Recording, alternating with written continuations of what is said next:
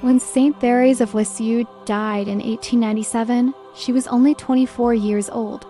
To the world, she was an unknown Carmelite nun who had lived a quiet, hidden life in a convent. Yet she had made a bold promise before her death.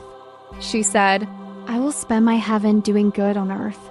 No one could have imagined how literally that promise would be fulfilled. Within months of her passing, reports began to spread of people who had been mysteriously healed, comforted, and transformed through her intercession.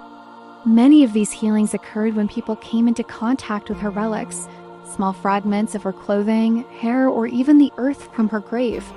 Others experienced miracles simply by praying to her or reading her story, the story of a soul. One of the earliest and most famous miracles happened in 1908, when a little boy in France named Charles Anne, who was only 4 years old, was dying of meningitis. His parents were desperate. They had heard of Thérèse's growing reputation as a heavenly friend, so they decided to ask for her help. They placed a small piece of her clothing near the child and prayed through her intercession. Within hours, the boy's fever broke, his strength returned, and he was completely healed. The doctors could not explain it. Another striking miracle took place in Italy. A young seminarian named Giovanni had tuberculosis, a disease that was almost always fatal at the time. He prayed daily to Thérèse, asking for strength to accept God's will. But as his health worsened, his fellow seminarians placed a small relic of her near him and prayed together. That night, he felt an intense warmth flood his chest. By morning, he was breathing normally again. The doctors confirmed that the disease had completely vanished. Stories like these multiplied in astonishing numbers.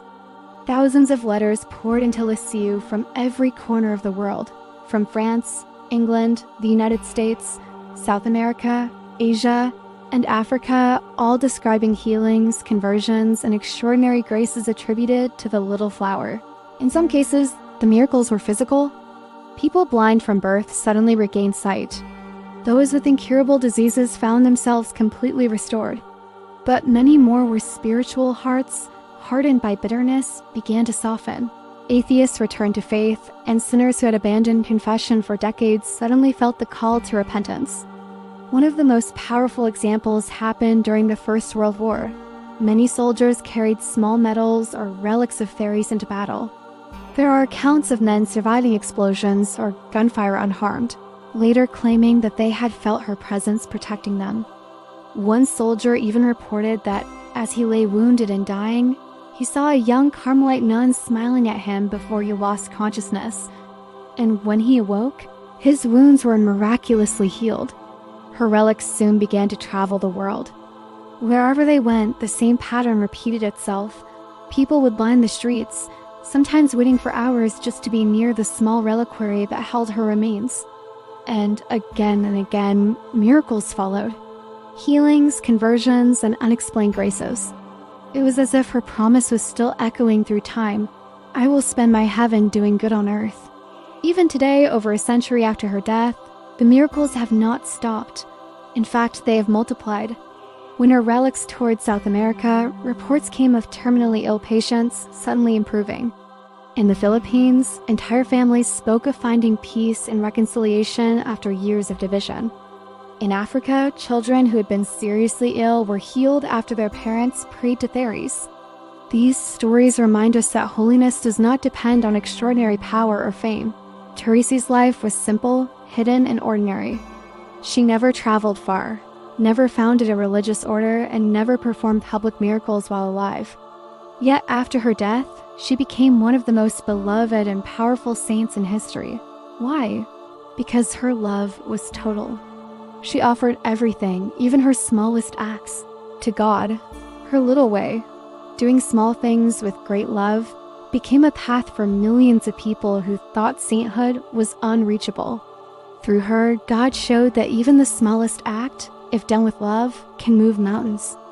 The miracles through her relics are not magic. They are signs that love, when united to God, becomes unstoppable. Each healing is a whisper from heaven, reminding us that God works through the humble and that his mercy is endless. Saint Thérèse never sought attention, but today she is known and loved on every continent. Her relics continue to travel, Her prayers continue to heal, and her story continues to change lives. If you've ever felt that your life is too small, too hidden, or too ordinary to matter, think of Thérèse. She proved that holiness is not about doing great things, but about doing everything with great love. And perhaps, as you listen to this story, she is already smiling from heaven, ready to help you too. So today, take a moment to ask her intercession. Whatever you are carrying, illness, sorrow, doubt, or fear, offer it to God through the little flower. She once said, "I will let fall a shower of roses." Ask her for your rose today. And if you want to continue discovering the real lives and miracles of the saints, subscribe to this channel and join our community of faith. Each week, we bring the stories that remind us that God still acts in our world, through the hearts of those who love him completely.